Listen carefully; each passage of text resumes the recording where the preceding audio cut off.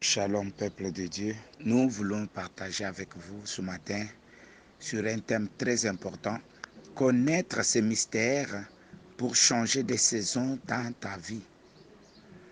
Tu dois connaître quelques mystères que nous allons donner là et cela va t'aider vraiment à changer de saison. Il y a des choses que tu dois renverser, il y a des choses que tu dois récupérer, il y a des choses que tu as normalisées qui ne sont pas normales. Je suis dans le livre de Daniel 11, verset 31. Ceux du peuple qui connaîtront leur Dieu agiront avec fermeté.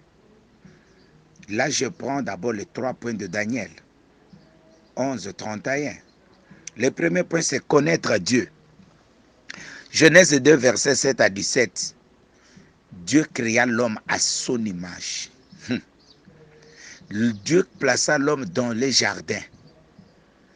Et dans ces jardins, il y avait des fleuves où il y avait de l'or à découvert, où il y avait du diamant, où il y avait toute la matière première. Donc Dieu n'a pas créé l'homme pauvre. L'homme, Adam et Ève furent les hommes les plus riches du monde. Le péché nous a rendus pauvres. Quand le péché est venu, le péché nous a enlevé notre dignité. Le péché nous a abaissés.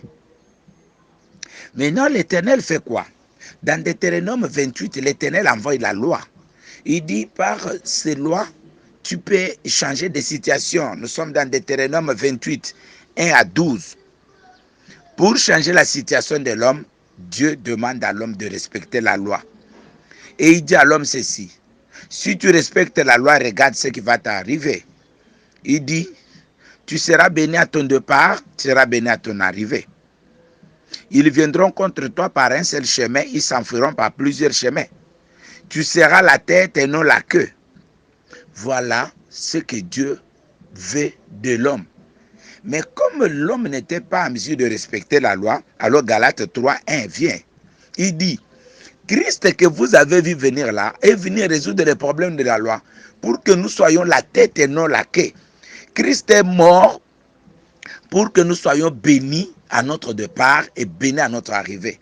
Christ est mort pour que nous soyons bénis. Vous voyez? Et dans Galates 3, verset 10, la Bible dit, ceux qui ont la foi seront bénis avec Abraham. Dans Galates 3, 13 à 14, Christ nous a franchis de la malédiction de la loi qui avait renfermé la bénédiction. Tu dois connaître Dieu. Ce que Dieu veut, ce n'est pas que tu sois dans le désert.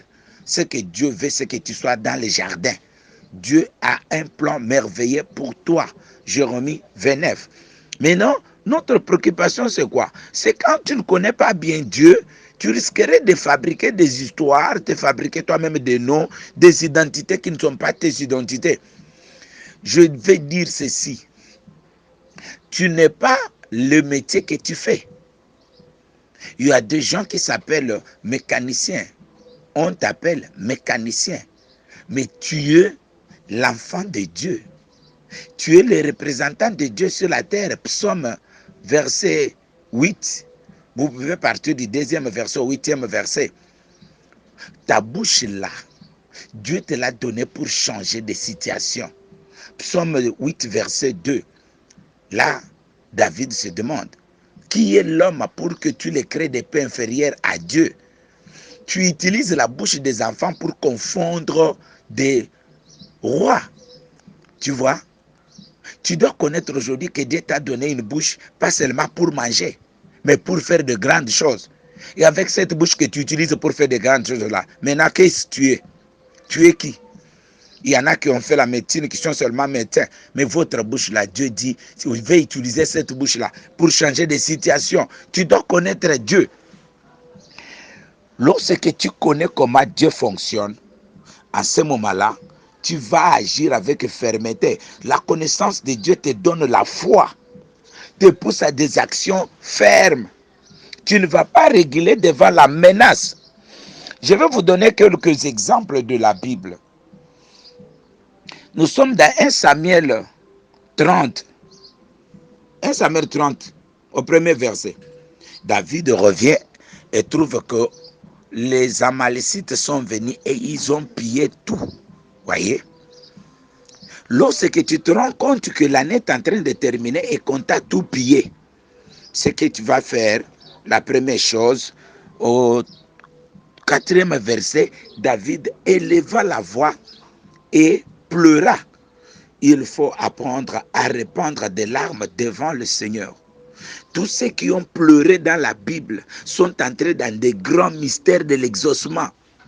Les larmes sont de grandes armes de la prière. Dans la courbe de la prière, nous avons 7 secrets. Le premier secret, les larmes. Le second secret, la position, savoir se jeter aux pieds de Jésus. Le 4e secret, la louange. Le 5e secret, l'adoration. 6e secret, la repentance. Il faut savoir que tout ce que tu fais dans la présence de Dieu, ta position, ta repentance, toutes ces choses sont très importantes pour renverser la situation de l'ennemi. 1 Samuel 30, verset 4. David élève la voix et pleure. Apprend à pleurer dans la face de Dieu. Au verset 8, David consulte Dieu. Apprends à consulter l'Éternel. Apprends à décréter des jeûnes, des retraites. Aujourd'hui, je ne sors pas. Je reste à la maison. Que l'Éternel me parle. Mais une fois que l'Éternel a parlé, la chose cesse d'être à ton niveau. Ce que nous voulons, c'est que Dieu puisse parler. Il faut connaître Dieu. Lorsqu'on est venu menacer Daniel, Daniel s'est retiré. Il voulait entendre Dieu parler. Et une fois que Dieu a parlé, la chose n'est plus à ton niveau. Toi, tu vas seulement te présenter et Dieu va tout faire. Lorsque David a reçu la parole de l'Éternel, lui disant de partir, la Bible dit, et David prit courage s'appuyant sur l'Éternel. Vous voyez, reprends courage. Lorsque tu as prié, que tu as eu un songe, lorsque tu as prié, que tu as eu une parole prophétique, prends le courage t'appuyant sur cette parole-là. Même si des nouvelles qui viennent des hommes sont contraires à ce que Dieu t'a dit, toi reste seulement appuyé sur ce que Dieu a dit. Ça c'est très important. Et tu verras que dans 1 Samuel 30, verset 18, David est parti, n'a pas récupéré seulement ce qu'on avait pillé, mais il a pris aussi ce qui appartenait à Amalek. Je dis aujourd'hui que Dieu ne va pas te donner seulement ce qu'on t'avait pillé, mais Dieu te donnera aussi ce qui eux a. Garde cette parole. Tout le temps ancien, des gens qui ont changé l'histoire avaient besoin seulement de connaître Dieu. Pleure, prie, agenouille-toi devant l'Éternel. Mais une fois que l'Éternel est d'accord avec toi, il va t'envoyer une parole. Une fois que l'Éternel a déjà parlé, c'est fini. Il ne te reste plus qu'à agir. Ceux qui connaissent Dieu agissent avec fermeté. Vous voyez? Devant la parole de Dieu, il n'y a pas de négociation. David a été béni par le combat. Je dis que ceux qui t'ont pillé finiront par se transformer en source de bénédiction. Dans Proverbe 16, verset 4, quand Dieu approuve les voies d'un homme, il disposera favorablement à son égard même de ses ennemis. Je dis que l'Éternel mettra un esprit d'erreur dans tes ennemis et ils vont se renverser eux-mêmes. L'Éternel va mettre un esprit d'erreur dans ton adversaire. Il va tomber devant toi. Garde ce message que je suis en train de te donner. C'est un grand mystère. Tu dois connaître Dieu. Dans 2 Corinthiens, verset 8, chapitre 8, verset 9. 2 Corinthiens 9, 8. Qu'est-ce que Dieu dit là-bas? 2 Corinthiens 8, 9. De riche qu'il était, il s'est fait pauvre pour nous enrichir. Tu dois connaître Dieu. Jésus n'est pas mort pour rien. Jésus s'est fait pauvre pour que toi tu sois riche. Enlève en toi des justifications. Tu sais, quand Jésus se promène un jour avec ses disciples dans Marc 11, verset 12, il rencontre un figuier qui ne portait pas de fruits.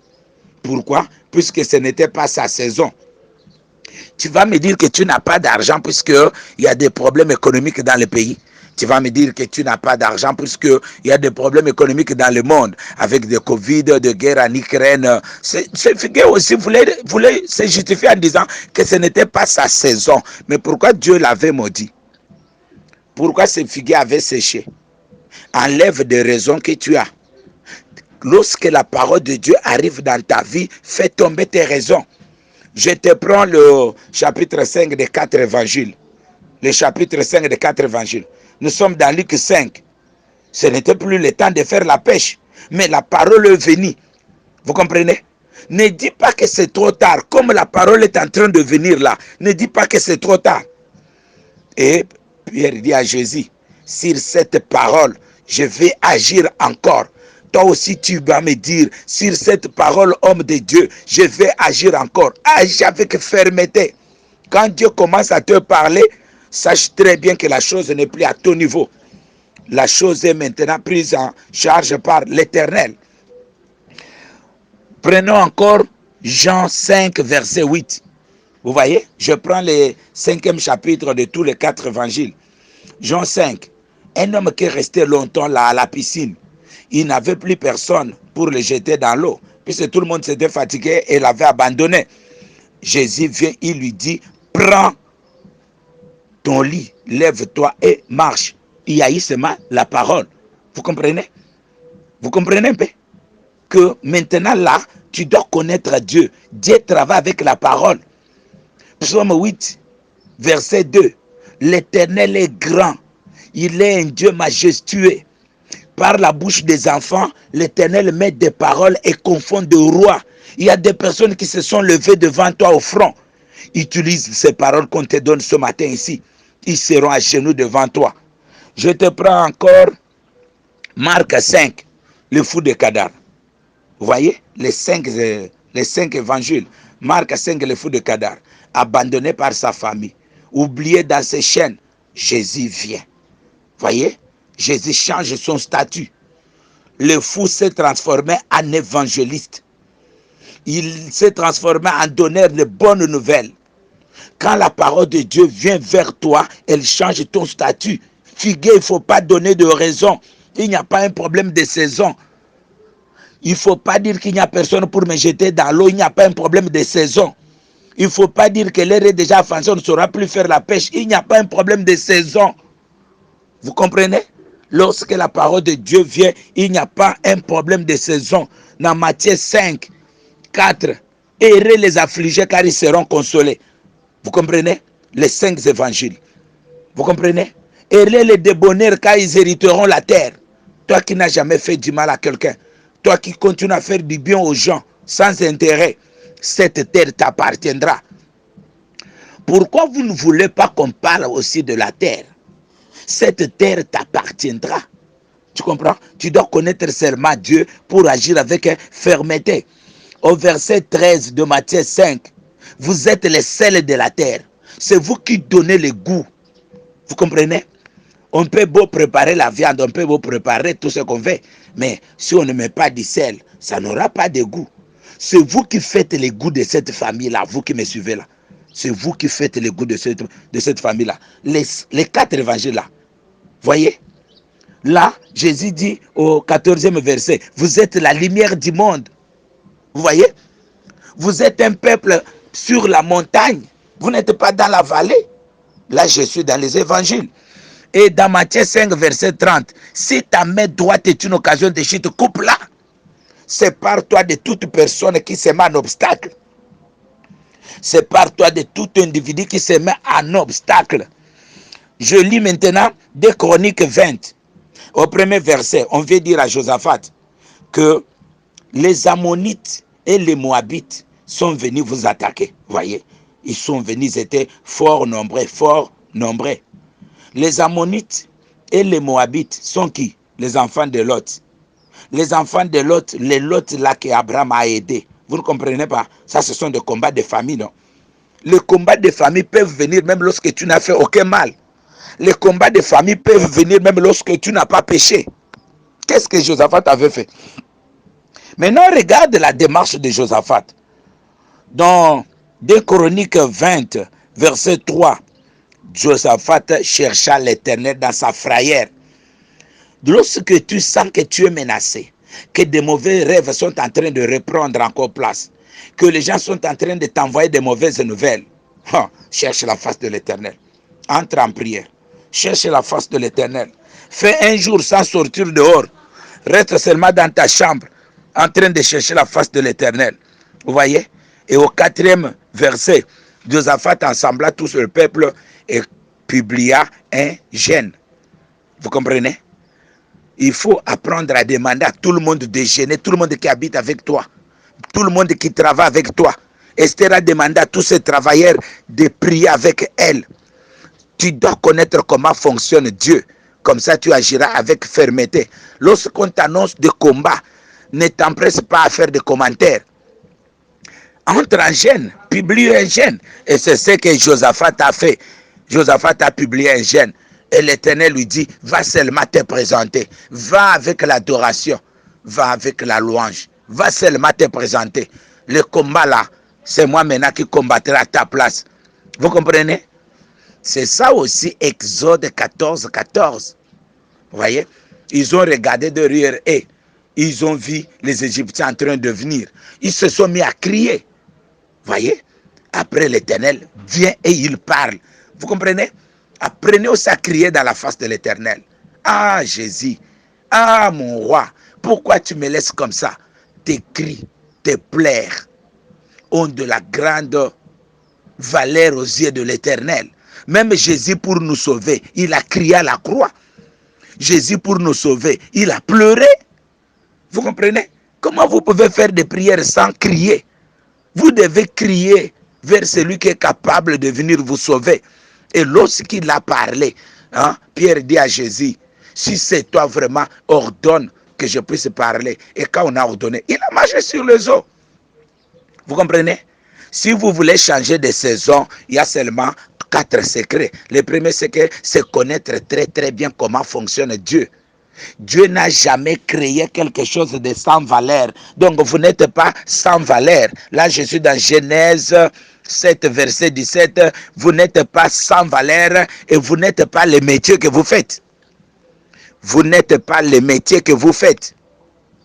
Vous n'êtes pas le métier que vous faites. Vous comprenez? Vous êtes les porte-parole de l'Éternel. C'est vous qui allez mettre la discipline là où il n'y en avait pas. C'est vous qui allez mettre l'ordre là où il n'y en avait pas. Comment? Mais Dieu va utiliser seulement ta bouche. Deuxième chose que tu dois connaître que tu es unique. Dans ta famille, là, on avait besoin d'avoir ne fût-ce qu'un chrétien. Et tu ne connais pas les prix qu'on a payés pour t'avoir aujourd'hui. Tu ne t'es pas converti par ta propre volonté. Tu t'es converti par la volonté divine. Voyez, je suis dans Romains 8, verset 27 à 35. Voyez, tu ne t'es pas converti par ta propre volonté. C'est qu'il a connu d'avance, il les a appelés. Tu n'as pas été appelé pour rien. Quand tu vas crier, il va te justifier. Et quand il va te justifier, il va te glorifier. Ça, c'est Dieu. Il promet la gloire. Il va te glorifier. Tu vois? Et il te dit, tout concourt au bien de ceux qui aiment Dieu. Même tes ennemis, là, ils vont servir de marchepied. Garde cette parole ce matin. Fais naître en toi une foi ferme. Une fois que tu as gêné, que l'Éternel t'a parlé, c'est fini. Lave-toi. Anne n'avait plus rien à faire. Elle s'est lavée par une foi ferme en s'appuyant sur la parole qu'il avait prononcée. Vous comprenez bien? Ce n'est pas facile aussi que ça. Un monsieur vil, un vulgaire de monsieur. Je suis dans 1 Samuel 9. Sa famille a peur même qu'il se perde dans la forêt. Maintenant, l'ami qui l'accompagnait dit, je connais un devin quelque part là. Il dit, je n'ai même pas d'argent. Et son ami lui dit, j'ai quelque chose. Ils arrivent chez Samuel. Et Samuel dit, c'est toi que l'Éternel a choisi. Et dans 1 Samuel chapitre 10, on dit à Saoul, va. La Bible dit, et dès qu'il a mis les premiers pas pour quitter Élie, l'Éternel lui donna un autre cœur. Vous ne comprenez pas. Quand vous allez commencer à agir, l'Éternel va vous donner un autre cœur. Il va enlever le cœur de justification. Ne justifie pas ta défaite. Ne justifie pas tes manquements. L'Éternel veut faire de grandes choses avec toi. Les figuiers voulaient justifier le fait qu'il n'ait pas de fruits par le problème des saisons. Non, tu peux changer de saison par la parole. Par la parole, Pierre avait changé de saison. Par la parole, l'homme de piscine avait changé de saison. Vous comprenez un peu? Par la parole, le fou de Gadara a connu des changements de saison. Le figuier a été maudit puisqu'il voulait justifier la saison. Ne justifie pas la saison.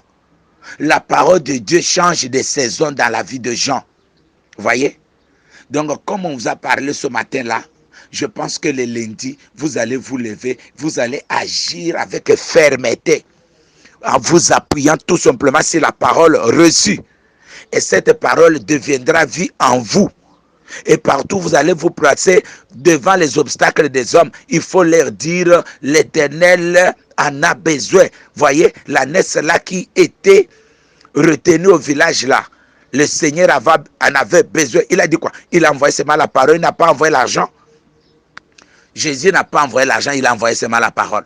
Donc ce matin, le maître en a besoin. Dieu veut voir ton rétablissement. Et Josaphat est parti, comme l'Éternel l'avait dit. Il est parti se présenter et il a trouvé que l'ennemi s'était battu entre eux. Et lorsque Josaphat est arrivé, il n'a pris que 2 bitins. Ils ont fait 3 jours. 3 jours de pillage. Vous comprenez? Cette année ne va pas finir sans que Dieu ait renversé la situation en ta faveur. Je pensais que tu allais dire Amen. Cette année ne va pas terminer sans que l'Éternel ait changé la situation à ta faveur. Ceux qui t'ont pillé seront des sources de ton enrichissement. Ceux qui sont venus mettre des mains dans tes affaires serviront d'escalier. Va avec cette parole. Va